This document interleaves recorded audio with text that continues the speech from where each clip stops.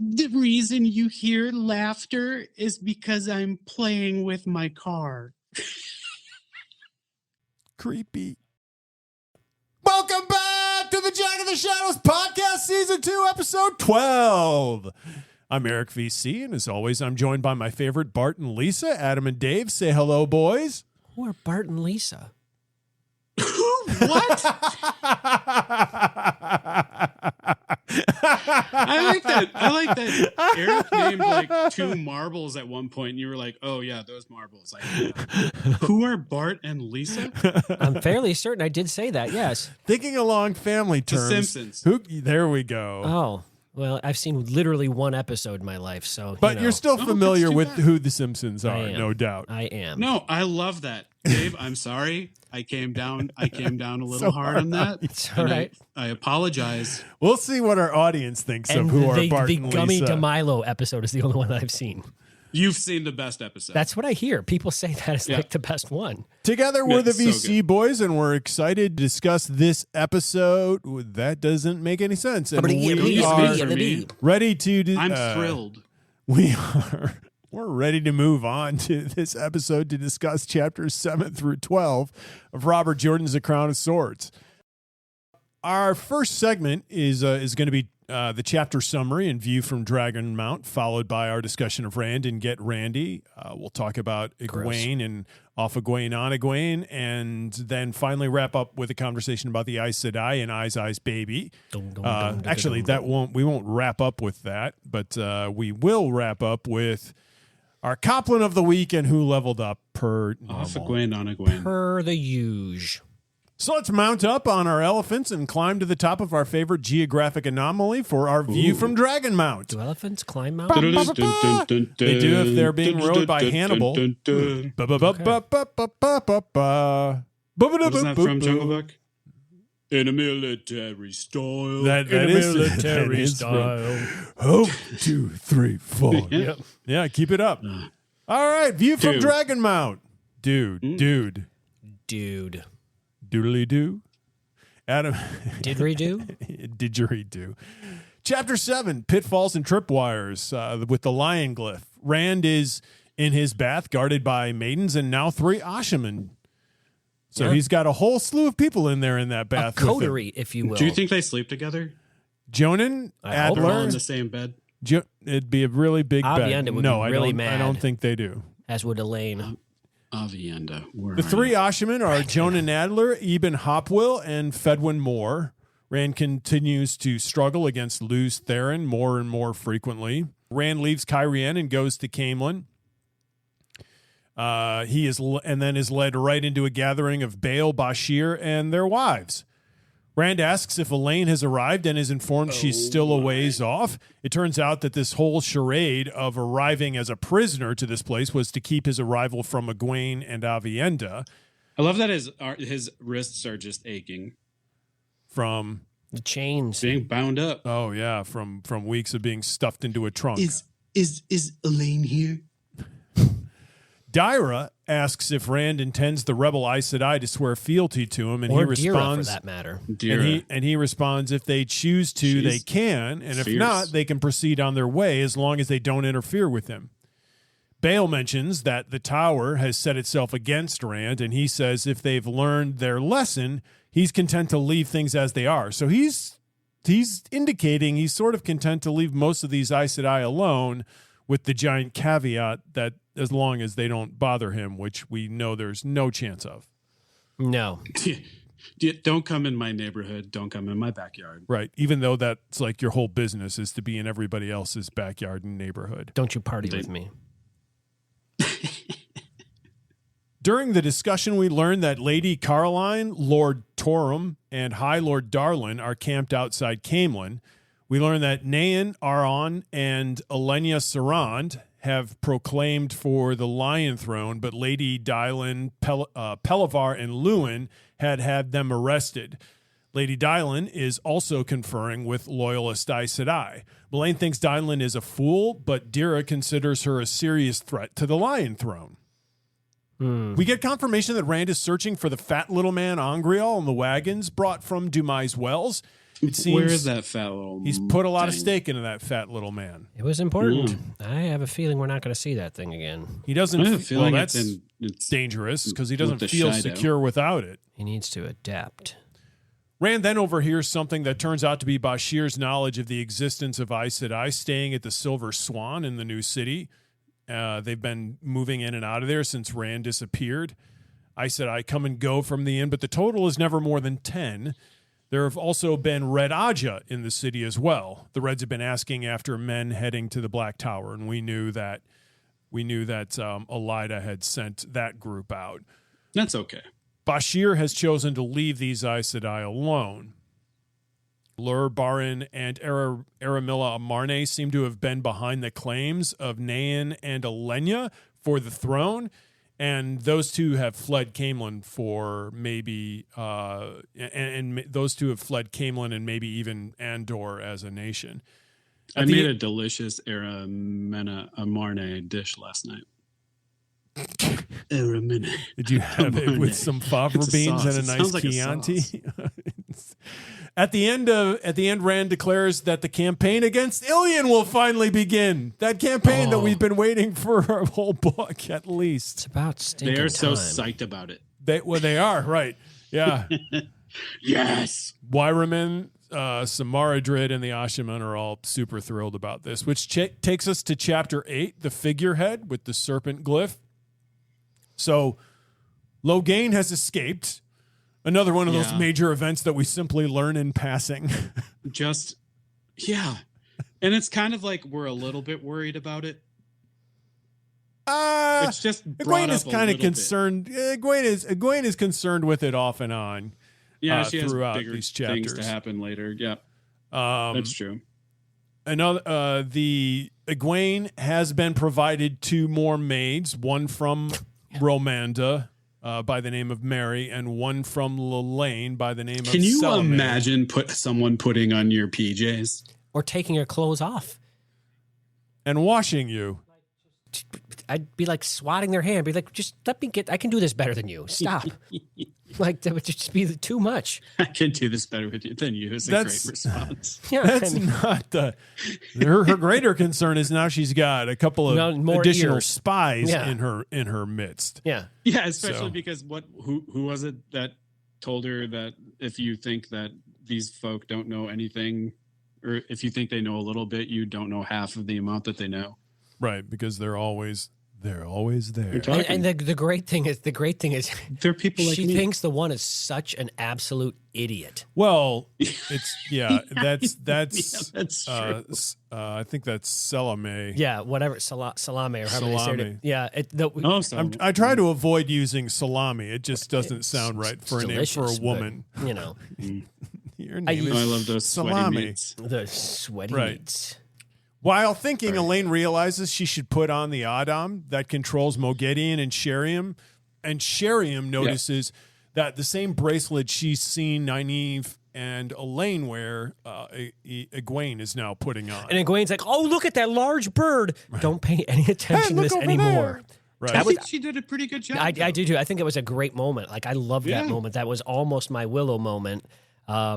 Because it was just so fascinating, because it was like an oh crap moment, like, oh, I really hope she doesn't keep going down this road. She just rolled with it. Yeah. And guess what, though?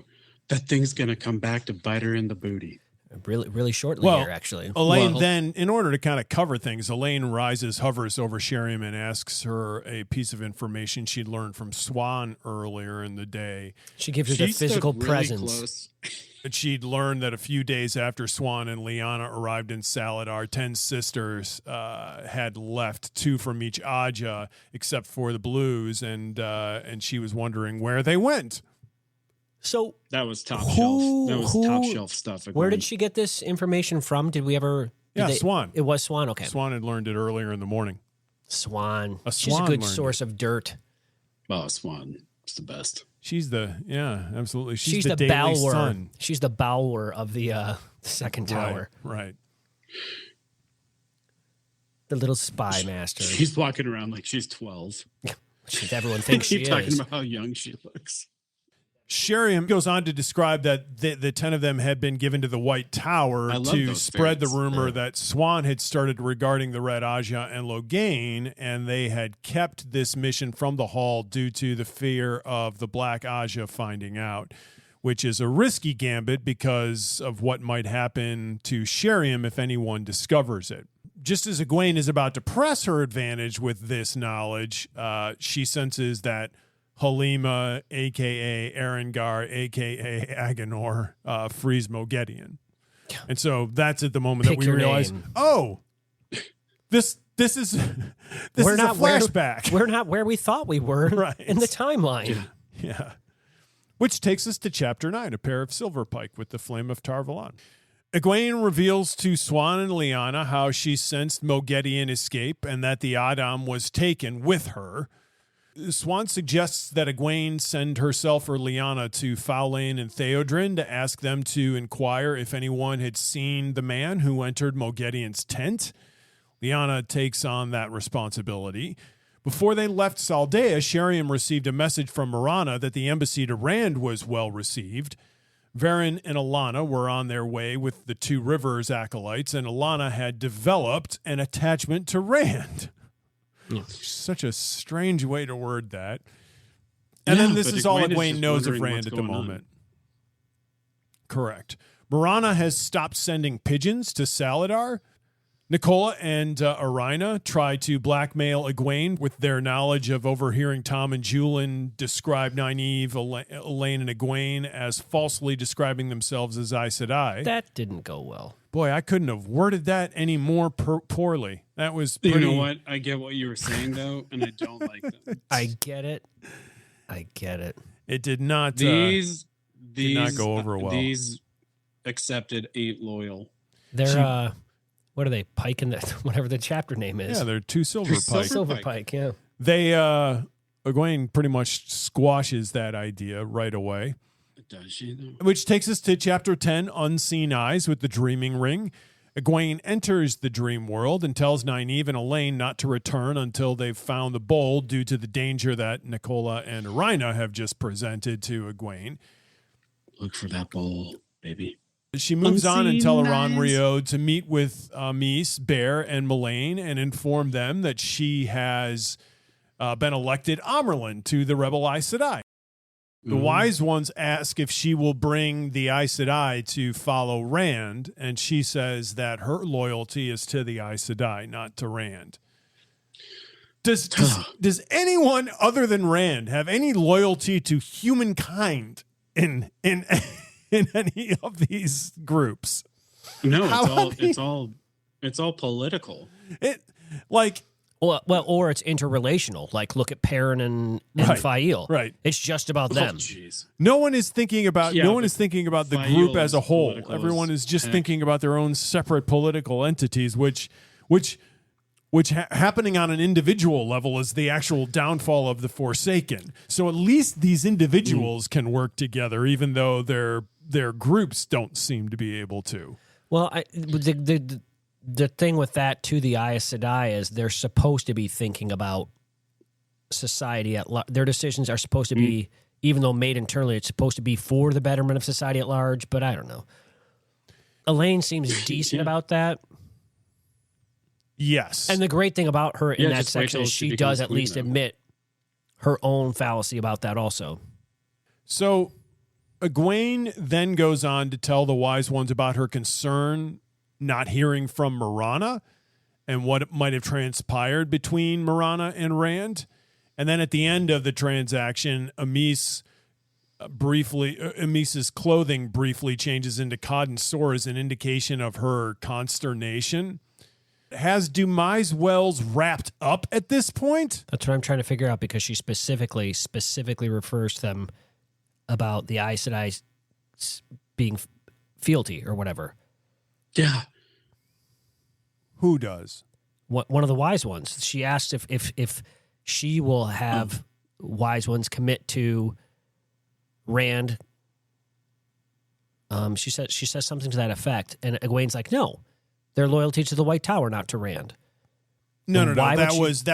That's what Eric was saying. Yeah, we talked about that. Just right, a couple but of why would sentences that? prior? Yes, I get that, but why would that come up? Well, Egwene brought that up. Oh. Egwene brought it up because she raised the question of will the No, Oh I wait, think no, they brought you're it right. up. No, The Egwene wise didn't ones, bring the it wise up. ones brought it up and asked Egwene if she would bring the Aes Sedai to Rand. Essentially, they were asking, in the power structure, would she bring them in under Rand? See, I took it as they know already. I think they do. I think they do, and I think that's the reason why.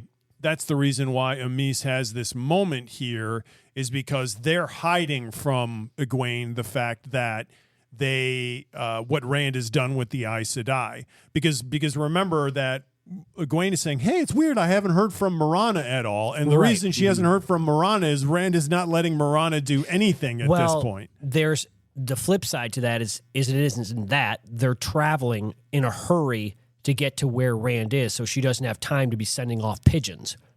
I think that is part of it. I think that is part of it. But I think at this point, the wise ones know that Marana has sworn fealty to Rand, and they're not going to tell Egwene this. They're just leaving it. I think it could be. I'm not sure. I honestly don't know. Egwene then asks the wise ones to keep her position to themselves. In other words, not tell Rand. Right. Okay, and so that, I guess it really would be telling them what happened. What would be happening after this? Then, if she's asking him to not tell their position, and they're in communication with him quite often, and she's in communication with, I just feel like there would be some sort of crosstalk that would have happened. Okay. Here's my oddity about this. She can get into a lot of different people's dreams and send messages. It's hard though. But the wise ones, right? Remember, we actually get description of the challenges of this, of communicating with other people who aren't prepared. Well, right, but why do we get no mention of her even trying to communicate with Marana this way? Because through the dream world. I think we got mention of that too. I don't think we do. Yes, she says that there's a danger of terrifying the person, for one. Right, but don't you think that's better than no communication? That they might not remember it as well, though it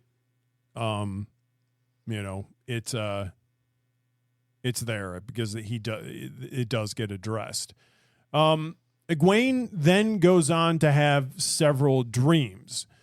The first one about Gawain walking across broken glass toward her. Then the next one about him riding a stallion to a fork in the road in which she stands, and he has to choose between death down one road and life down the other. Then she dreams of beating against a wall made of steel of the seals to Shaitan's prison. She dreams that Matt grabs a firework with arrows of fire flashing from his clenched fist, and men would die because of this, and the world would change. She dreams of being underneath the swinging headsman's axe, but if a person running ran fast enough, the axe would be stopped.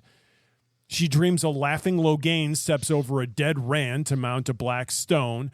She touches the face of the dead Rand, and it breaks apart like a papier-mâché doll.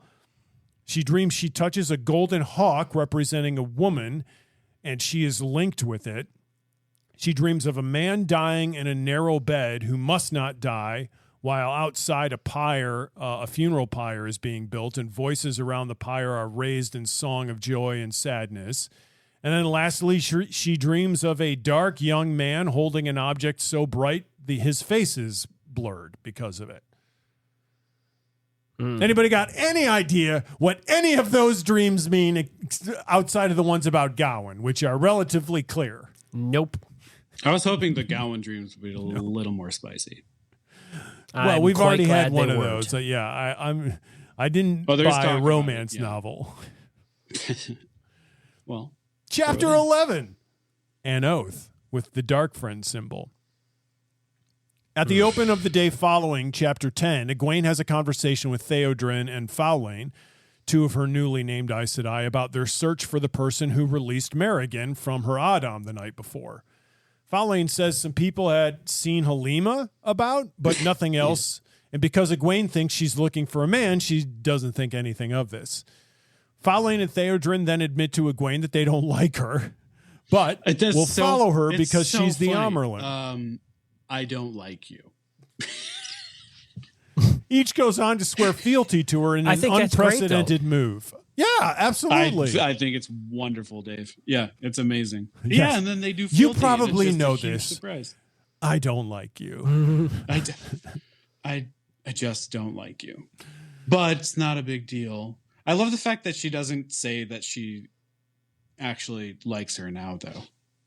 No. I mean, she still just doesn't like her. Right. Egwene gives them a mission, which we are not privy to. I wish we were. Swan sneaks her a note that she was in the world of dreams the night before and found nothing. It seems Swan has been banned from using the Dream ter'angreal and has resorted to stealing Lyanna's. Swan then enters Egwene's study and tells her that Adeleine has approached her this morning and tried to get the Amerlin's eyes and ears network from her. We also get an introduction to Adeleine, Eildeen. Adeleine. And what happened when she learned that her position as spy master for the Blue Aja was revealed. It wasn't good. It was a lot of yelling and screaming. Not a great time. While Swan sulks over her inability to channel as much as she could before, Egwene sees Myrelle and runs out to get the Green Sister to stop. But before she can start into a conversation with Myrelle, Gareth Bryn appears and tells Egwene that there's something she has to see. Egwene has just wearing a helmet. That's it, just a helmet. Just a helmet. A dark helmet. A helmet with he has Spear a and magic helmet. Egwene has Swan go prepare a horse for she and Myrelle, but before they can leave, Romanda and Lelaine approach and tell Egwene that Delana is proposing that the Hall denounce Elida as Black Aja. Yeah. They're following Dave's lead early on in this podcast. Yeah, but I don't think she is. We also learned that Romanda is floating an idea that the sitters be put to something close to the White Cloak's question to root out Black Aja from within their ranks. When Swan arrives with her horse, she walks out on the two squabbling sitters and with a passing comment and mounts her horse. While riding to their destination, Egwene asks Bryn how he plans to attack Tar Valon, and Bryn believes his army will have doubled or tripled by that time, allowing him to lay siege to the large city. Myrelle remarks, he's going to work those waterways. Right, yeah, which Archer Hawkwing couldn't do. Mm-hmm. Myrelle then remarks that it took Hawkwing 20 years to siege the city, and he failed. In this exchange, I love the fact he kept it up, though. That's a long time. 20. It's a lot longer for the soldiers than it is the commander. That's very true. Well, no, it's not actually. Yes, because they all die. Right. No, they just lead miserable lives eating porridge every day. Ugh. In this exchange, we learned that a war that I don't think we had mentioned yet before. We learned of a war that I don't think we had heard mention of before. The War of the Second Dragon. The Second Dragon? Anyone remember the Second Dragon? Why has this not ever been... Rand did so much reading. All right. He did so much We never came across the Second Dragon, who apparently was powerful enough to have an entire war named after him that he took on against the Aes Sedai. That we've not heard of until this moment. I mean, we've heard of Gwyer Amalson. Right. We know him, and we know he was a dragon, but we know that he was a false dragon, but we didn't know him as the Second Dragon. Nope. So that was a waha moment for me. A waha? Waha. Yeah, waha. You going down to the waha? Never heard of that. Get some subs? The wasu? Thought you go down to the waha to get some hot dogs. Waha. Wasabi. Which takes us to chapter 12, A Morning of Victory with the snake lift. Oh, by the way, anybody got any ideas why chapter 11's glyph was the Dark Friend? No. Sort of think that someone in these chapters is a Dark Friend. So I mean, well, there's the mention of Halima. Yeah. She's a bit more than a dark friend. So outside of that, I don't know what else it would really pertain to here. Yeah, not that I can think of. Yeah. Interesting. But and like I said, she's not a dark friend. She's a bit more. Well, she's the darkest. She's three people in one. Yeah. Chapter 12. What amazing powers. A morning of victory with the snake glyph. So Bryn brings the group to a caravan of merchants who have collected a rumor that Rand has sworn fealty to Elida, to which Egwene bursts into laughter. It's great. Because she's sure it's not true.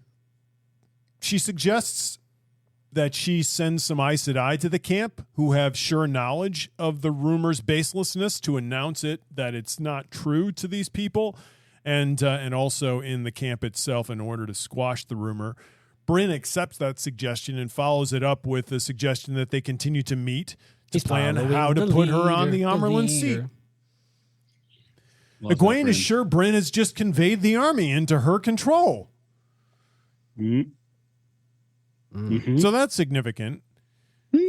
Egwene dismisses Bryn and has Swan lead herself and Morel onward.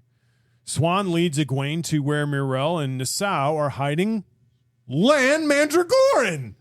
Or Mandragoran, for that matter. Oh, yeah. Apparently, sad. Swan has discovered this secret just earlier this morning. Morel and Nassau's secret seems to have been discovered by Nicola and Irina, who then proceeded to start blackmailing those two in the same manner that they tried to blackmail Egwene. They are up to no good. They are getting around, and Egwene's got to be like, oh my gosh, I let you two go, and I was your second attempt at this, and maybe your second attempt, and maybe you tried it with me because it worked with these two fools. It's a big problem.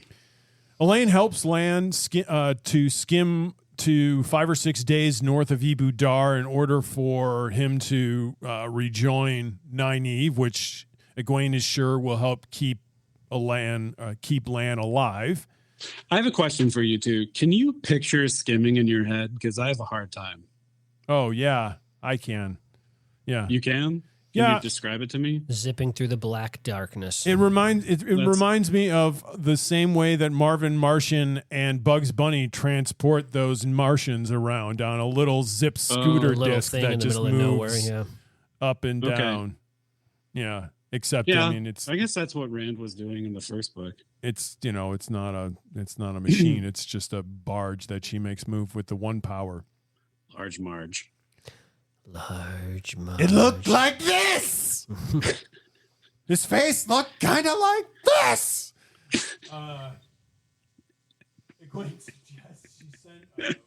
And a voice that sounded like that. That's one of the scariest things I ever saw. Well, as a child, you're not expecting it at all. Comes out of left field. It still does not touch the child catcher. No, that's why I will not have Wolf watch that movie. Oh my gosh, the worst is when he's like tapping on the woodwork. Heck no. Oh my word. I was thinking about it when he peeks in the window. When he peeks in the window. Peeking at the window. Oh my gosh. No, it's the fact that he has a thing that he built out himself to catch children in so they couldn't escape. The peeking is just it's horrific. Just a little topping. It's horrific. He has machinery he made. Oh, ugh. That didn't freak me out. When they return, Egwene has Nassau and Morel swear fealty to her. She follows this by commanding them to keep secret what Swan has been doing for Egwene and obeying Swan as they would her. I don't think Egwene has them group that swear fealty. They swear fealty. No, she had them swear fealty to her. In this case, she's particularly had them do it, yeah. She took the idea. Yes. And well, she should. Yes. Egwene returns to her tent to see two letters, one from Romanda and the other from Lelaine, each suggesting how the woman wanted to handle finding the Black Aja in this group. And, Halima has been helping Egwene with headaches. Yeah. Pretty good. These headaches, which Elaine also just coincidentally seems to have started experiencing again just about now. So that's not great. It's a profitable doctor. And then, yeah. And then the chapter closes with Egwene's satisfactory thought that today she will put Shiriam in her place, finally. Today's going to be a good day. After all this craziness, today's going to be a good day. It's already, all that stuff happened just in the morning. That was just a morning for the Amerlin seat. Oh, man. I can't imagine an hour. It's a lot. It's a lot of people complaining. People, I would just be like, you'd have the Star Wars energy drain. Shut up! I'm not interested. So, Adam, what shook your willow? Mine was the fact that Egwene is worried about paying money to her armies. Well, yeah, it's so strange to me. She's the one that's actually willing to pay them. However. Right. Think other people are like, just give them a few. I know. Like Mirel, that's who's why like, it's strange to me. You know, you can decrease their amount by their pay by 50%. She sounds just like that too. It'll be fine. Really. It's pretty good. No, Mirel is supposed to be pretty nice. No, it's very strange to me because I don't. Maybe I've just glossed over it, but I don't remember that much mention of this. Where has all the money gone, Adam? I know you would have to worry about They it. have inflation too.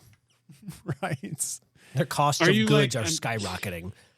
It's just a really boiled funny. cow just ain't as cheap as it used to gas. They're hay. The price of hay is skyrocketing. All the other worries that she has now, she's just concerned about coin. Do you know the price of hay, Mr. President? Right. What? Yes, coin. Mr. President, are you aware of the price of coin? Of the price of coin? Mr. President. Yes, the minting of the coin. That's Spectre Clouseau. Who's the accountant? Who? They don't have one. Maybe that's part of the problem. It her? Yeah. It's the Amerlin seat. Yeah. It would have to be a brown. No, it's gonna be that's gonna be Shiriam, the keeper, who's gonna be the accountant. The keeper of the Seven Seals. Yes. She's part of the band Halloween. Someone cracked the seventh seal. Okay, well, you went to Van Halen, but that's cool. That was not. That was Van Halen if performed by Hagar. my grandmother. I don't know. Yeah, I don't know what that was. All right, that was mine. The coin. Mine was chapter 11 and the farce that became Egwene trying to get anything out of anybody. Just she would be ready to talk to one person and somebody else would come running up. Mother, you won't believe what just happened. But Even just wait, mother. walking outside at night. No, this is in the morning. Once again, all before noon. Oh, yeah. I'm sorry. You're just saying chapter 11 specifically. Yes. I'm just saying in general for her. Yeah. It's ridiculous. The You constant won't believe what just happened to me. interrupt us.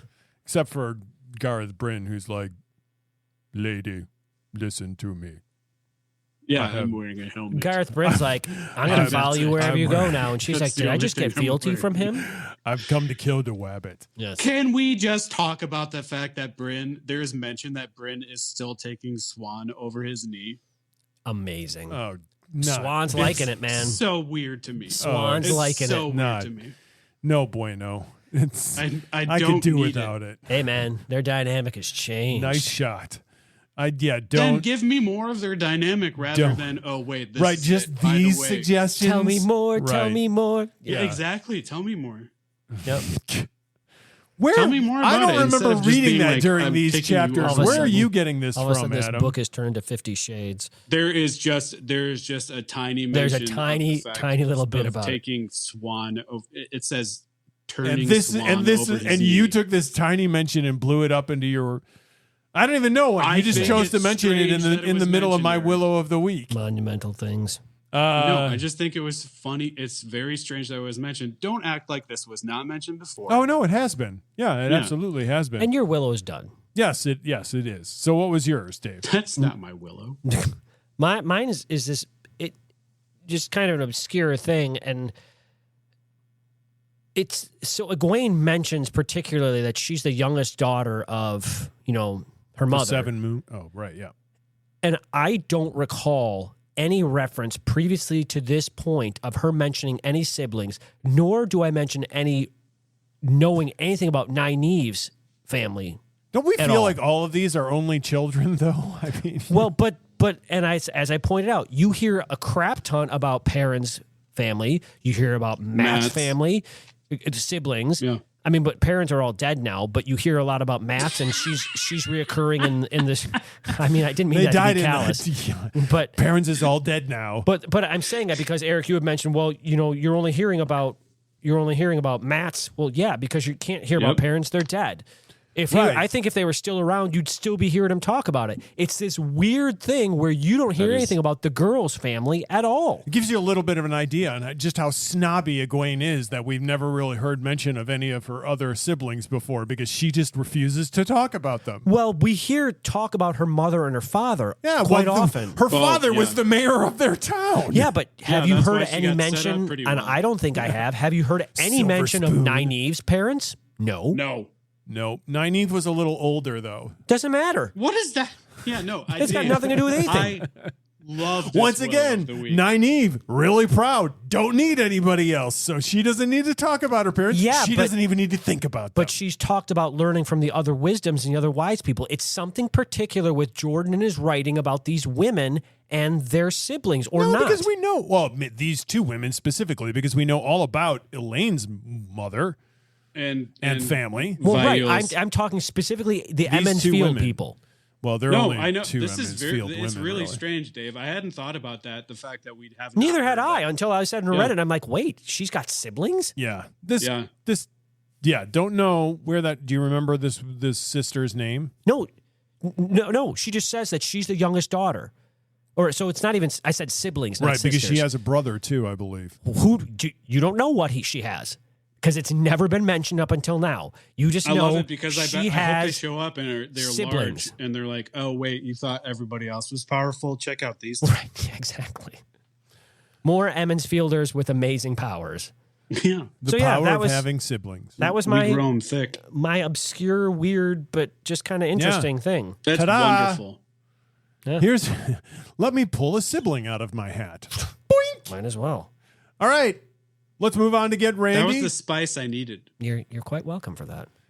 It's my jicama. How do you think? Hmm. How do you think of the void when Rand is in the void? What do you How do you think he looks and acts? Because he's in the void a lot here at the beginning of Just chapter attached. 7. He's just attached. I would imagine it's like heroin. I don't know.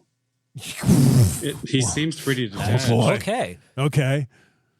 I just imagine He's it's sort just, of frightening though to other people when he's in it because he's so detached. He must have a very angry resting face then. well, I think Maybe that's wrong. It might be some interesting. sort of. You think he's pill got an thing. angry resting face? I would think it just has a nothing face. When people Yeah. approach him when he's Like in the the man. void, he's worried about his countenance and how they perceive it because he's getting the feeling that a lot of people are perceiving it as he's frightening. And just his normal face now is frightening to people after he's been released from that box. Yeah, I mean, or it could be the fact that he's not responding emotionally at all, and that can be frightening to people. He's got so much going on Yes, inside of his head. yeah. It could be that he's terribly it's flipping depressed. Incredible. Yeah, it's busy. It's too much. I mean, we've definitely. I feel like we've had a couple of different turning points here, but like now I don't see us having any good Rand after this. There's no good Rand moving forward. I don't think. I think he's now in a very bad zone. What I felt about this was it was a little bit like Perfect Strangers with him and Lucerne inside of it. It's like You saw recognizing it. each You other. saw it as an 80 buddy comedy, Kind of. an 80s buddy comedy. I'm up for that. I wish that'd be amazing if that's what happens. Although no, that's not true because Theron was saying that he thought this was the pit of doom. Where was Balky from? Mykonos. Yeah. Yes. Yeah, the Isle of Mykonos. What was his little buddy? What was his little stuffed? Was it a lamb? Yes, he had a stuffed lamb. Oh, what was that lamb's name? Oh Lambert. man, I should know bad. this. That's too bad. Crap. For the first time I can recall, we get Rand wondering what Saidin would be like if it were clean. He's joked about cleaning the taint with time. Dimitri. Yes, but that was to eliminate the madness, and here it seems to be to make the experience of using the one power just a lot more pleasant, which I thought was interesting.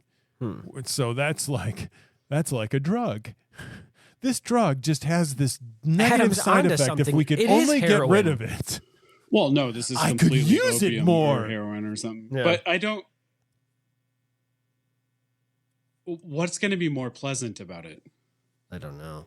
Well, it has this. Remember, it has this filthy you mean oil if he slick on it. Yeah. Right. And so that's. I mean, remember, every time he uses it, there's massive amounts of mentioning midden heaps all the time. Yeah. Well, I just thought that the after it just like. He exploded you think he just with his powers that he forgot about. He just got used to it, right? Yeah, I don't. Maybe he's only ever talking about it. He probably has gotten more used to it. I mean, if you're around the smell of poop long enough, you get used to it. He's kind of talked about that. But somehow he has never gotten used to it. Yeah, but I get really lonely. It seems the Shido have retreated to Kinslayer's dagger. So Rand's now worried about them, but they're at least a decent ways away now. But oddly enough, they're right near where he just sent what's her face and her little farm. The woman that he just what's her face? The woman that he just sent off instead of beheading. What is her name? Her tiny little farm is right by Kinslayer's dagger. Yeah. It's hold on. I'll get it. Colavir. Yeah, he just sent Colavir off to that tiny little farm near Kinslayer's dagger, and now there's tens of thousands of Shido. Didn't she just get that? She's had it, but she just got sent banished there. To it. Yeah, no, she's had it. Like that's it. It's her smallest property, right? That's all she owns now. It's just that tiny plot of land with that one talking pig. Now surrounded by Shido. No, they have Jeff the talking mongoose. And Fluter Flam. Don't you bring him unless you respect that name. Rand seems to have begun seeing colors on the periphery of his vision that remind him of things while he was shoved in that chest. He started seeing this. Isn't this a little bit like Bloody Mary, where you just are locked in a dark area for a really long time and you just start seeing colors on the periphery of your vision? I'm just annoyed by it because I finally came around to thinking Rand wasn't going crazy. And now there's this. Right. Every time I think he's gained his sanity, something else happens to convince me otherwise. He also was stuck inside of a box for a while, so that's pretty bad. I wonder if that might drive you crazy. What's that called? Synesthesia or whatever it is, where you the anesthetic, you know. No, but that's much funnier. Synesthesia? Yeah, isn't that like what Lord has and some of those other artists have? Devin Townsend has it also, where you see colors and it evokes emotion to you. Yeah. I think that's called acid. I don't remember what that's called. No, I think it's called synesthesia. It is actually something. It's something that people do, but then, yeah, people have it, but now everyone's like, "Oh, I got it too." Right? Yeah. Well, sure. I'm special. Right. Yes. Exactly. Yeah, it is synesthesia. Thank you very much. Nicely I believe done, you, Dave. I've just never heard that term. Check out the big brain on Dave. Yeah. We learn a little bit more about men that can channel here. Do we though? To quote the book, it took some effort to tell a man could channel. Longer still, unless he cooperated. None were near as strong as Rand, not yet anyway. But there was no saying how strong a man would be until he stopped growing stronger. Fedwin stood the highest out of the three of Rand's Ashiman. But he had what time called a bar. Fedwin did not really believe he could affect anything at a distance with the power, so that resulted in a 50 pace his power basically faded after 50 paces, and at 100 he couldn't weave any power at all. I wonder if very his similar bars, to what Nynaeve has. I wonder if his bar is similar to Nynaeve's, which has led to many bad decisions. Well, I'm wondering. So, do you think that Luce Theron was the highest bar that there could be, or do you think Rand? Yes, I think. right. Yes. I think Rand and Luce Theron. Yes. Yeah. Okay. Men gained strength faster than women, it seemed, and these out. three were all strong enough to make a gateway. But I thought it was interesting that you unlike women who can pretty quickly get a sense of what another woman's strength is and can be, you can't do that with men. You can only determine how strong they are once they stop gaining strength. So there's no way. So Rand is like, remember when Rand was testing these people, and some people resonated more than others, so he could get a general idea of whether they could be stronger or weaker. That's probably as specific as you get, and you don't know exactly how strong a guy can get until he stops getting stronger, which is a little freaky, because Rand is not sure if any of these men are going to be able to overpower him at some point. Yeah, that's what I was wondering about the whole Luce Theron comment. But yeah, it's all freaky. It's super freaky. So said Rick James. Especially because who's running the whole Black Tower he can't trust. Right, because that doesn't help out. He's letting Osama bin Laden lead it. Well, I mean, even if he's leading it, who knows if someone else is going to come around and become stronger than him? And Right. Yeah. He's just got to trust in the fact that nobody beats the Dragon Reborn. His main like weaponry is fear Nobody and surprise. beats the Wiz. No one beats the Wiz. That's right. It's too bad. So let's move on to our newly sibling Egwene with off Egwene on Egwene. In chapter 8, she's just got family she's never thought about. Right. Yeah, she just doesn't deign to think about it at all. I love that, Dave. She's never thought about them. Not one time. Or her inner monologue has never once been dedicated. We're just not hearing about how people. often she's thinking about them. But why? Yeah. Well, I mean, to me it was more an indication of Jordan's weird politics than it was about anything to do with Elaine. Well, I think that was Jordan just being like, right. I'm just going to say shit. We've said enough about the other members of the families of these people. We don't care about them. But then he drops a one-liner about it. It's so weird. She would be worried about them. Yeah. We talked a little bit about the fact that Egwene has these two new maids here. But she is just surrounded by the help spies. I mean, she has people all around her that she can't trust, and that seems to be what these 6 chapters, mostly the 5 chapters that we've read, have been about. Is she's been surrounded by all these various, let's say that they're wolves about her, and she is slowly now leashing them in. Right. Well, the worst part is, the head of the wolf pack, she doesn't even realize is there. The one that's massaging her scalp.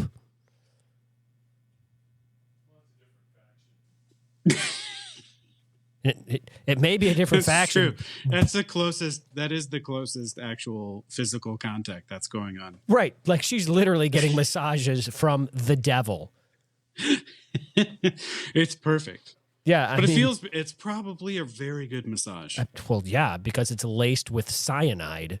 I kind of want one. I kind of just a little of the peril. May have a little of the peril. Leave it peril. up to my judgment whether or not I can trust you or not. Right. Yeah. If it's too good, I'm gonna be all side-eyed about it. Well, and the other interesting thing to me about that, and I don't think we're discussing this later. We're not discussing Halima later, Eric. No. So, what I am wondering is Halima to you. Well, no, it's not. So what I am wondering is, I'm not wondering if she's giving her the headaches. I do probably believe that she is. But what I'm wondering is, like, if she's also, what else she's seeping into her head there. Because, because Elaine's, Egwene's got that whole thing where she's like, she's not so bad. Maybe Well, she's got a remember- shapely figure, but she's Right. not so bad. Whereas as I could, like, a She's book, got a shapely before figure. she came into the picture, if she'd seen her, she'd been like, that trollop. I can't stand the way she's Well, flouncing not only that, about. but remember, she talks about the fact that her voice is a little bit droning, right? Yeah. Right, Like because she's she's casting seeping spells. into. Yeah. So, like, is she going to use compulsion? I mean, Who knows what she's Like, doing? She, what- him, they, right. there, whatever Right. they are. This Right. thing is. Compulsion isn't a male thing. female. No, it's no. Anyone can do it. Anyone can do it. But Okay. we've only seen women do it. But oh we've no, heard no, talk no, about never mind. No, Gabriel, Dread. Gabriel did it with Yeah. What's her face? Elaine's Egwene. mom. What's her face? Elaine's mom, Tricond. Yeah, Morghese. Morghese, yes. Yeah. So men, yeah. So Oh, they both can do it. Okay. that's freaky. Yeah. So she's and she's like, yeah, she's almost making Elaine be like, hey, you're kind of good looking. Otherwise known as Egwene. I keep confused. That's stupid names being similar. Ain't no Elaine in this. in No, these there chapters. ain't no Elaine.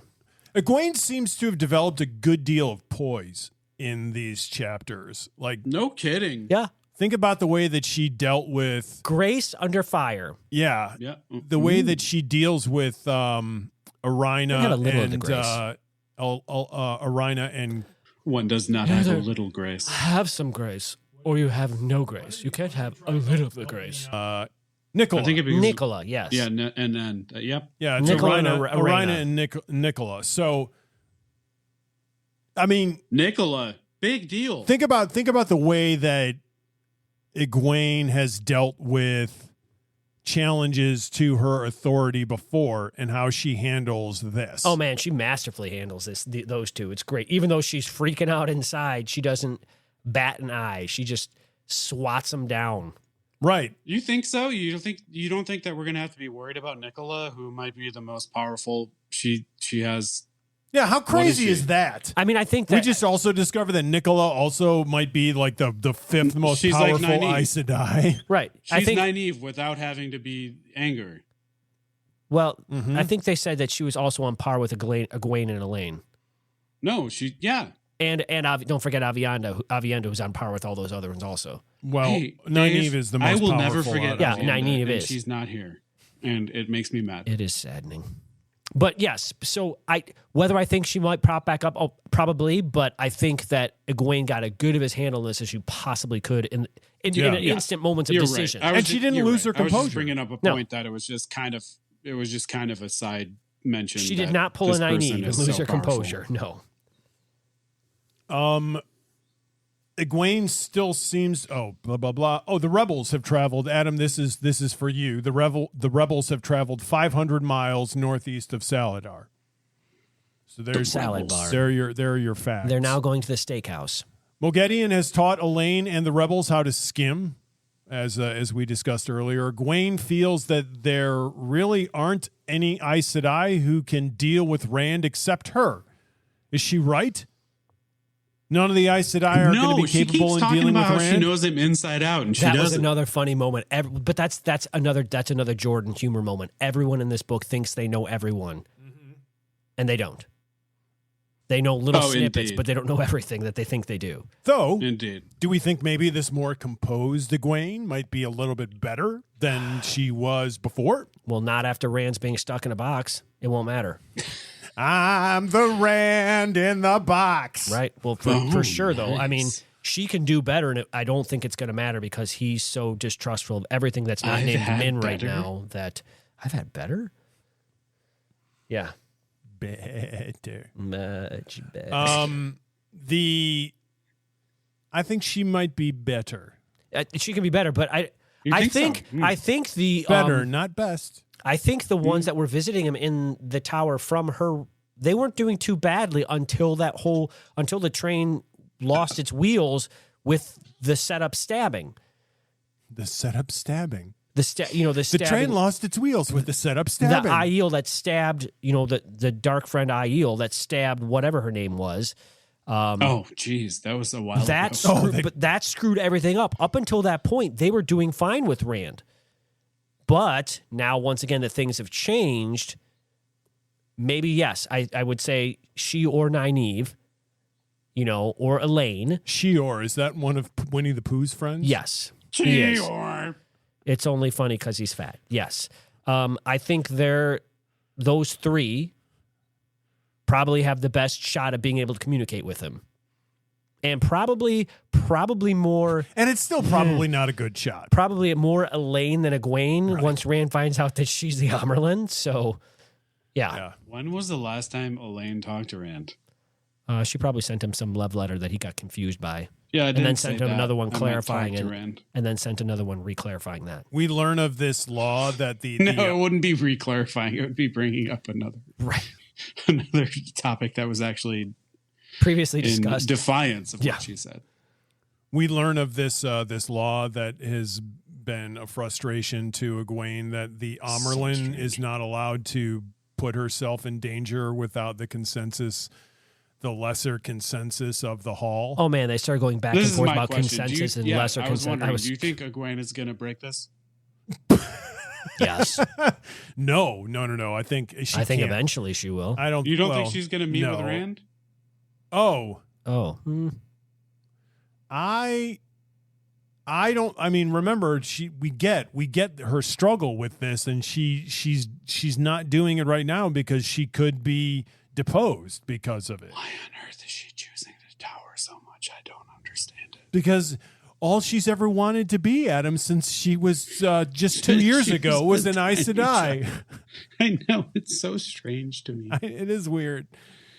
She's become really wrapped up. But I mean, you know what? If you were a woman in this world, like that's your one, that's one of the surest ways to independence and power. She had to watch. So. She did have to wash some dishes and scrub some floors for about 3 months.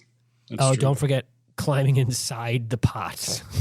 Right, and banging her head on it. Right. Yeah, I want that pot. I want to see that pot. Yeah. Aes. Oh no, that's like the J.R. Tolkien book. The climbing in the pots? The Cauldron. That's not J.R. That's not Tolkien. That's Fluter Flam. That's the Black Cauldron. Tolkien. No, it's not Tolkien. No, it's what Lloyd Alexander. Yes. Yeah. I don't know why. I don't know either. But moving on. Go ahead. Aes tells Egwene that Marana and her embassy have followed Rand to Cairhien. She agrees to promise not to prevent Marana from talking to Rand or upsetting her into anything foolish. Once again, I think in the context of this being post-Dumais Wells and Rand already having these women sworn fealty, this becomes a really interesting thing, right? Because these wise ones have sworn not to interfere, but they're holding back from Elaine the fact that Marana is already under Rand's thumb. This is just blowing my mind. I'm sorry. I just didn't think about it. And apparently Egwene now doesn't ever really fully sleep. She's just doing this trick that the wise ones taught her. I feel like that's been happening with all of them. They just don't sleep. Well, that's because every time you read about them, they're awake, Adam. Well, you never cut to somebody asleep in their bed. And Nynaeve. Cut to Rand, and Rand was sleeping in his bed peacefully. Oh, yeah. The sounds of snoring echoed through the room. I think Matt sleeps hard. Matt sleeps hard and has wonderful dreams of loose women. Was anybody large women? Was anybody else saddened by this? See, because given the context that I think was going on in this chapter, this conversation between the wise ones and Egwene is really, really sad for me. Because I think it is the relationship will never be the same again. Are they not going to talk anymore? Well, they're going to talk, but they're not going to be completely forthright with each other ever again. Yeah. Because of Rand. No, it's because it's not because of Rand. It's because she's the head of the White Tower. And they don't trust them. Egwene is power hungry at this point. Oh, wow. Interesting. No, she got thrust into this situation. She wasn't. That's I think hot she's take. A little power hungry, though. The fact that she's choosing this flippin' tower over the wise ones that she's actually spent time with. But she wanted to be an Aes Sedai before she ever knew the wise ones existed. What did she learn from the tower? I agree with you, Adam. I think she should choose her friends over her ambition, over what she wanted to do with her life. These past 2 years, it doesn't matter if it's 2 years or it's 2 days. Once once she's made up her mind, like realize when the wise ones came into it. I understand what you're saying, but that is what is cool about her. That's the difference in my personality. I like the wise ones a lot. I like the wise ones a lot more than I like the Aes Sedai, and until they do wacky stuff that makes no sense. Even though everybody does wacky stuff, like, they're going to torture me worse than the Aes Sedai ever could. Yeah. I think it being sad. I mean, I wasn't saddened by it, but I do recognize the obvious shift that's going to go forward. But what I do think could happen here that'll be really cool, that's never happened, is the fact that there will finally, hopefully, be an alliance between them and the White Tower that's never existed before. And I think we're going to need that. I like that. I like that idea. Well, if that's going to happen, it's going to happen. Egwene is going to have to do some serious work because the wise ones sort of hate the Aes Sedai right now. Obviously, but she's got to do serious work just uniting the towers, first of all. Yeah. They dress her down. They're like, there's a game the children play. that was a great thing, though. But I mean, well, they just read the situation, right? I don't think they're dressing her down. Yeah, I didn't think they were either. I think they were just trying to be like, so what are you? Oh, okay. Are you this, or are you what we raised you to be? Right. Yeah, I agree. Yeah. Okay. Yep. Much more respectable. And thankfully, they were both, for the most part, said, okay, we think you are who they are who they said they were. And we let them off the hook. Egwene not only has to deal with the spies in her midst, now she has to deal with this constant concern that the person that freed Merrigan is still probably somewhere in this camp. And can't identify who it is because you can't detect a man channeling. Yeah. Well, she doesn't know that, but she does. She knows it was separated by a man, so she's like, right. Sorry. So crazy. Yeah. And now, Moghedien is out there. And that man is massaging your head, and you don't know it. So yeah, Moghedien's out there. Oh man, can you imagine the necklace? Can you imagine when Nynaeve finds out about this? I got really upset. I was thinking, hey, maybe you should have had someone watching this person, but it was brought up the fact, hey, these are the reasons that I could not have had someone watching. Right. Her.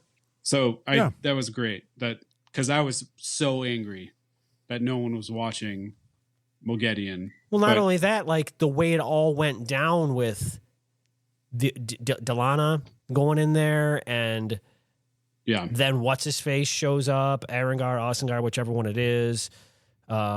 We think it is, which we don't know. I don't know. Whoever this person is. It's one of the two. It's one of them. Yeah.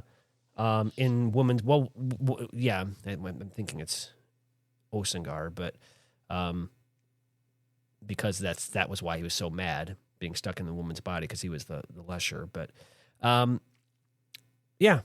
And now just there in the camp, you don't know, can't detect him. Yeah, but that's putting in work on your head. That's going to be stressful. On top of the spies. Oh, and then this nasty woman called Elida out there, wanting your head on a chopping block. But at least you know where she is, right? I'm just saying it's more stress. And you're heading toward her, and you've got the help of Gareth Bryn, and this seems to be a big turning point with her and Gareth Bryn. Yeah. She turns a lot of significant corners here, and this horse ride with Bryn really, his estimation of her clearly changes here with the way that she handles not Myrelle. Is it Myrelle that's riding with her? Mm-hmm. Yeah. So Myrella, or however you say her name. Yeah, I think you're right. I think it is probably Myrella. Yeah. I've been calling her Myrelle, but I never know whether to some of the names you pronounce the E at the end as a schwa, and some of them you don't. And it's very hard to determine which one. And sometimes there's Ogier and Ogier. Right.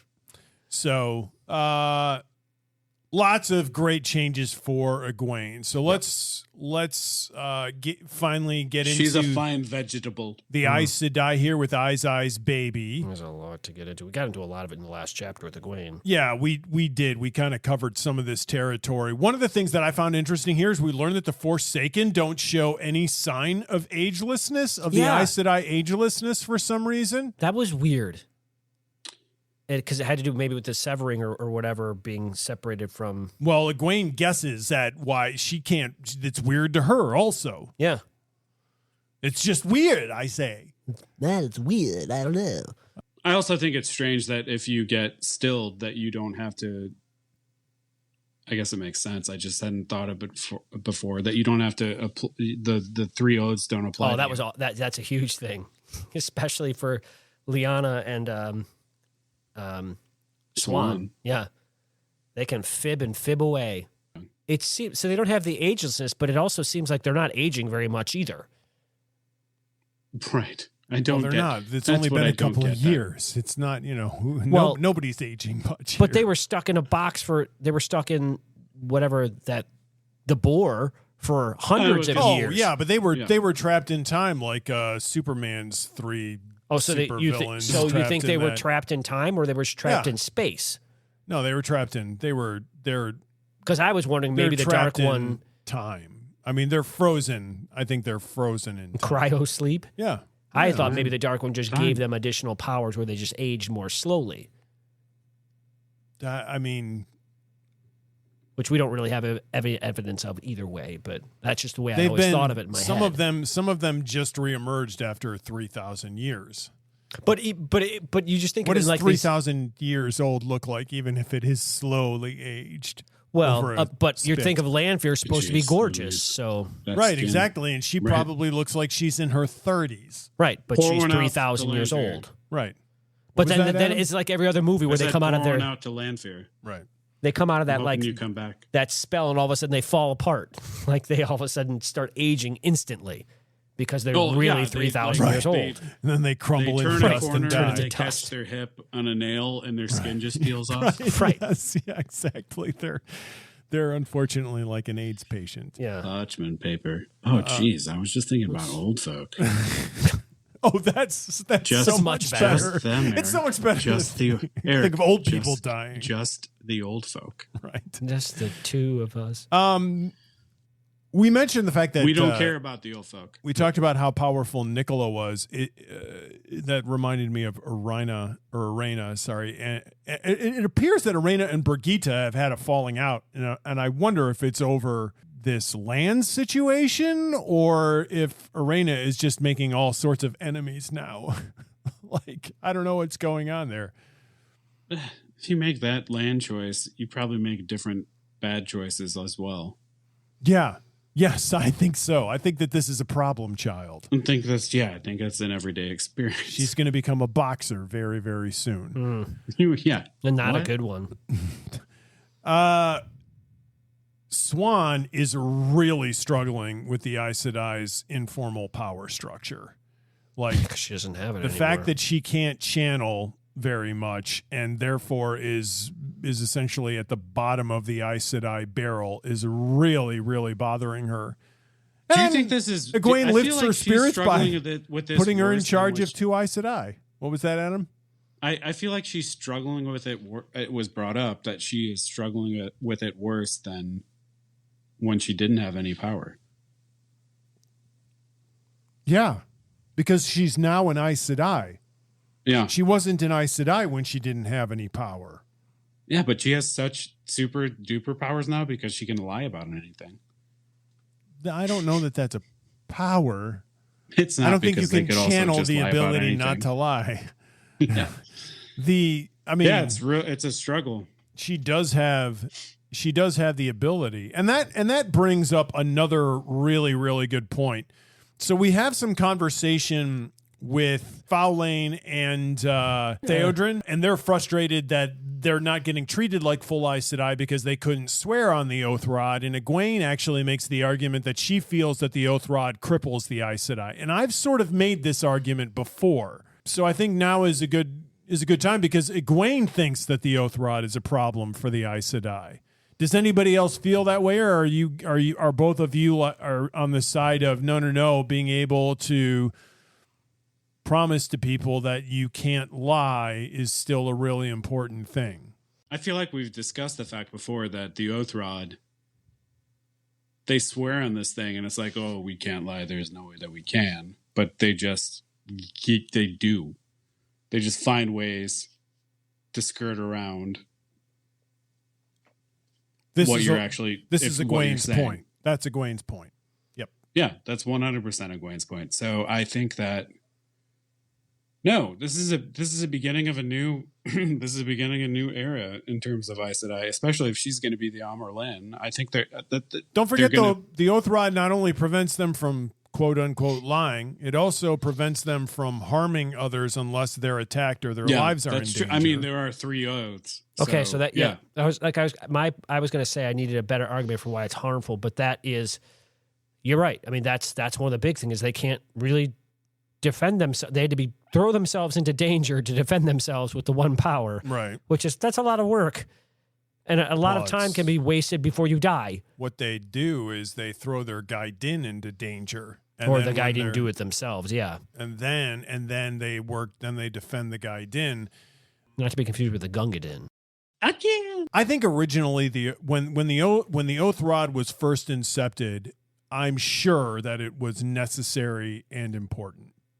The problem is that these very smart and capable women over hundreds and hundreds and literally thousands of years have figured out ways around all of this, which in and of itself at the beginning probably wasn't that big of a deal until people realized that was going on. I think the greatest problem for them is that at this point that the public at large, many of them are sophisticated enough to know now that the Aes Sedai are sophisticated enough to find ways around these 3 oaths. And I think that's the problem, is the perception or the awareness in this particular case that they have to that they're cunning enough to get around these things, and so you always have to be wary of Aes Sedai because you can't trust everything they say because they're smart enough to be able to know a way to get around the very things that are supposed to protect the public from their power. And that's where we're at now, and that's why it's no longer as useful as it once was. Rich. How aware do you think the public is about the fact that the tower is split into 2? Not as much as they will be, I would imagine. No. At this point, I think that's still such a rumor that I think most people, I think that a lot of the ignorant public believes one thing or the other, but most of your considerate people probably still don't trust that information. None of the regular folk have ever known that the tower's been broken before, right? Correct.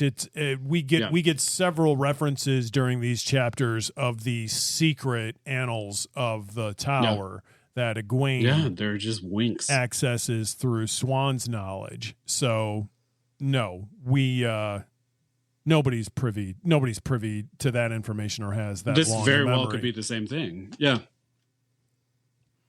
The tower. Morella suggests that speaking to the band of the Red Hand may be treasonous because they think of them as Dragonsworn. How do these women not understand who that army is at this point? And I mean, I know Egwene isn't being forthright with them. I guess that's it. I guess it's on Egwene. What's on Egwene? Morella and the general belief of the Aes Sedai in the rebel camp at this point think of the band of the Red Hand as Dragonsworn and not and when they think of Dragonsworn, they don't think of people who are actually sworn to the dragon. They think of that crazy crowd of people who swear themselves to the dragon and then run around creating mayhem. And they believe that the band of the Red Hand is part of that group. To the point where Morella actually suggests that Gareth Bryn meeting with Ptolemaeus was treasonous. Yeah, which I don't agree with. No, I don't either, No. but she's probably speaking for what a lot of Aes Sedai are thinking because that's the way that they think of the band of the Red Hand. Because nobody knows that it's being led by somebody directly related, directly involved with Rand. Because if any of these women knew that it was Matt who was at the head of that thing, they would know that he's Ta'veren and not just some brigand. It's a big yeah, that's interesting. It's a big mystery in terms of them. Why is that not let out? Because Egwene doesn't want it out there. Yeah. because she wants to use them to drive the Aes Sedai, right? She wanted to use them as an impetus for the Aes Sedai to get the heck out of there and move forward, and she's continuing to use them as a cattle prod to this group. So she doesn't want them to know that they're not really a problem. But it's starting to create problems for her. Yeah. It's another complication that she has to deal with. By the way, Adam, As if she doesn't Band have of the enough. Red Hand, the Band of the Red Hand. Hand has now grown from 5,000 to 10,000. It's doubled in size. They have Yeah, I know. exponentially increased their looked that numbers. up. It's- And they're probably wondering what type of coin they're going to pay them with also. Oh, wait. Matt will just go out and None. gamble. Right. It's just Matt deep doesn't belief. seem to have any problem with that, just the Aes Sedai. Yeah. They can't, Yeah, they Matt can't could go out gamble and like he gamble 3 can. nights in a row and raise $1 million. Right. Yeah. 1 million coins. Jingle jangle. So, Adam, who was your Coplin of the week? I found it hard because there were excuses given. But the fact that Moghedien got released so easily is pretty pathetic. So I got to put that on Egwene. Interesting. So, Egwene was your Coplin of the week? Yeah, Okay. I think so. It just seemed we've been talking about it for so long that this was a bad idea, and the fact that she was going to be easily gotten away. Mm-hmm. I don't ever remember saying easily, but yeah. Well, We there were is no way concerned that she was wasn't gonna gonna get happen. away. Not Yeah. only that, she has a necklace now. So But she doesn't have the Adam that controls, or the leash. I don't know if she could. Maybe I thought they create found that one on the of those ground. pretty easily. They found that on the ground in the tent. Yeah, she doesn't have the necklace. That's how Adam. they knew she was gone. They left it. Oh, she doesn't? No, she does not. Oh, I thought they No. didn't know where that was. No, remember. Well, either way, yeah. Either way, the fact that she just got away so easily is pretty. It's pretty bad. This was always how this was going to end, though. The minute you don't kill a Forsaken, this was Yeah. the problem of keeping her from the beginning. Was Well, if you didn't kill her, that's my this was point. the only way it was going to end. That's not. I'm gonna counter that with a that's not true Ooh. because look what happened with Asmodean. Well, He was killed by another Forsaken. I thought it might have ended that way. Okay, Or someone. Either way, it's not going to end the way you I don't want think it to Asmodean end. Typically, was no. necessarily That's a good that's idea my either. point. Yes, agreed. Right. I didn't mean it was. I didn't necessarily mean it was going to end with escape, but it's not going to end with you controlling the situation. You are not going. It's one of the Forsaken Well, is that- going I to mean, it- infiltrate your you're- camp and do something to this person. Yeah, the situation Sure, is going to I control get it. you. It should have been taken care of earlier. But they wouldn't have developed. I mean, they both, lot of good came the out of fact it. was brought Yeah. up. She thought to herself, I don't think I learned enough to make this any different if she would have been with me or not. She learned skimming. Yeah, that's huge. But she thought to herself. they learned that a she lot of didn't other learn small enough. things too. A lot of though. things, yeah. There were a lot of Right. things. There were a lot of things that they passed on to the Aes Sedai The discoveries. that came from her. You know who else learned about a lot of stuff? Moghedien? Yeah. Yep, she did. Though not as much. I mean, She probably knew most of it to begin with. no, not she got to witness these women on a daily basis. I mean, she No, learned that yeah, you she learned a knew ton from that. What they knew in terms of power wasn't anything compared to her, but she learned about their day-to-day activities and what their personalities are. Yeah. Yes. That's right. a huge She thing. learned she learned her opponent. Yeah. That's really really important in a battle. So yeah, I would say that's a huge gain for her. She Yep. also got humiliated for months. So That's true. Yeah. it's not a great exchange for her necessarily. Well, we'll see. My Coplin of the week was Arena. Oh, yeah. That was mine, too. Yes. I want to slap her through the book. She seems to be the driving Oh, force behind Nicola. Interesting. When She's Nicola nudging is her to speak. right. Nicola is very, very reluctant to start blackmailing Egwene. It's actually Arena who starts speaking. But and we'll get some goods from it. Yeah, yes. drives it home, and then there she is. There she is with Lan, also just hoping to learn what The way of the a bunch sword. of the way of the sword. She wants to exactly. become Ghost Dog. and discover the horn, which isn't a concern for. I can't believe we didn't talk about that about Lan. What's there to? I mean, he's off to see the wizard. He's off to see the wizard. Yeah, I know, but he's just doing ghost. He's just doing ghost sword moves. I mean, he and Rand are pretty much the same dude now. They're just bleak men. But Rand is got another voice in his head. Right. Yeah. That's true. Yeah. All right. Who leveled up? Adam. Mine was the bedraggled crow. Mine was the bedraggled crow that found a meal and a fish that was in too shallow water because the effing sense. World was dry. That makes I'm sense. just kidding. Said no one Who ever. leveled up for me was Egwene that. because now she has an army behind her. So I did it again. She leveled down and leveled up. You doubled down on an 11. It doesn't count if you do it on purpose. Well, I didn't do it on purpose. Oh, okay. So But now she has Bryn behind her. That's so that huge. means Egwene, even though And you Bryn didn't is say that out just loud. so sure that Did he say Elaine? Her fallen. No, he didn't say anybody. Oh. He didn't say a name. He just I said, said even though Egwene. she's. Oh, I thought you said even though she's. I thought you just said even though she's got an army behind her, but you didn't say the name. I'm like, we're all just supposing that we know who Oh, this I'm is. sorry. Say I my said name, that say my I leveled name. her down and then leveled her up as well. Right. So yes, I did it you Coplined her and then Again. leveled her up. Yeah. But she Oops. has an army. Yeah, she's got an army. She also has to figure out how to pay for. Right, that she can't afford. She's like, right. Bryn, She's the woman who bought a fur coat and then realized she couldn't afford the payments. well, Yeah. that's a bit dated. Yes, so am I. Yeah, you were alive in the 40s. What's going on? Like you're from the 60s, man. Clown. Bozo? Make me a bicycle clown. Mine was Fowlane for admitting that she hated Egwene and then swearing fealty to her anyway. That's a good call. I like that. Well, I mean, Respectable. I can only do it though because Adam leveled up Egwene because somebody needed to do it this week because she leveled up big time. But Right. Yeah. It wasn't only that she has an army. She did some stuff. She Fowlane, went through a lot. Fowlane is in a finding day. herself. Dave, who leveled up for you this Adam, week? it's funny you should mention Land because Land leveled up for me. Heck yeah. I Really? was thinking about Yes, that. really. And the reason. Because he can move? No. Would you just shut up and let me speak? Good grief, cutter offer. That was a bit aggressive. You don't have to shut up. But No, it he was does. his decision making process.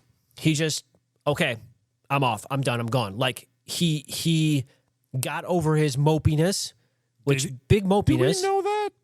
Well, if he We didn't, barely spent any time in his if head he at didn't, all. he sure acted rather than being like, I don't have a know what question. I have to do. Didn't he just slice through a bajillion people?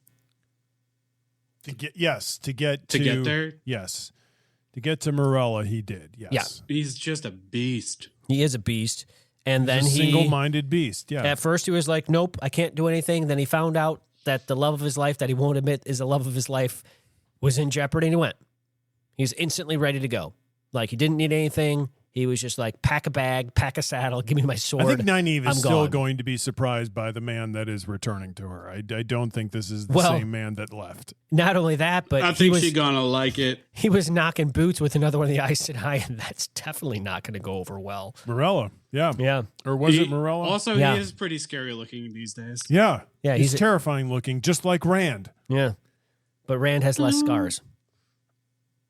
And Yes. You think he's less? You think he's just? I feel like Rand is less scary looking than. I think so too. This chapter 7 was filled with remarks in the narrative about how terrifying it was to look at Rand. Yeah, I think that's just because he's disassociated.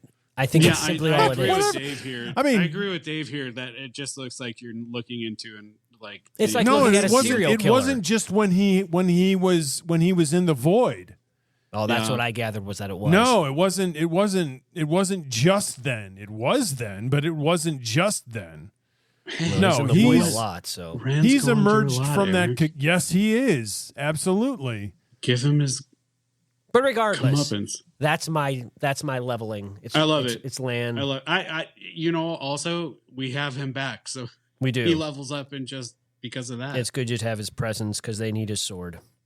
So Egwene has been the quote unquote Amyrlin for a month and a half at this point. That's which is crazy. It seems like, so in terms of how long in time of this book, how long things take, it's not long. It's very short. A month and a half seems like a very long time. The last book basically lasted 100 days. So yeah, so this is 42 days. This book, I think we've lasted 2 days in 7 chapters. No, she's been the Amyrlin for right. 42, so that's all I'm saying. It's crazy that it's that. That was just to me. You can. And the crazy thing also is the fact that it probably feels like 2 days to her. Like it's probably just going by so fast. Yeah, 100%. Yeah, but at the same time, she's also had to just deal with a ton because she immediately started off on the back foot, so she had to try to figure out a timeline to gain some power. And now she's parrying from her front foot. Oh, haha, got her turn. Man. Parry. Good on spin. you, Egwene. Yeah. But also bad on you for choosing the tower. No, I'm going to say no to that. And with that, we're going to wrap up another great conversation. So join us when we'll cover chapters 13 through 18 of A Crown of Swords. Until then, may you rest in the Creator's hand. May you know good hunting, young bull, and she's to give you many cubs. The Dovian de Setovius again.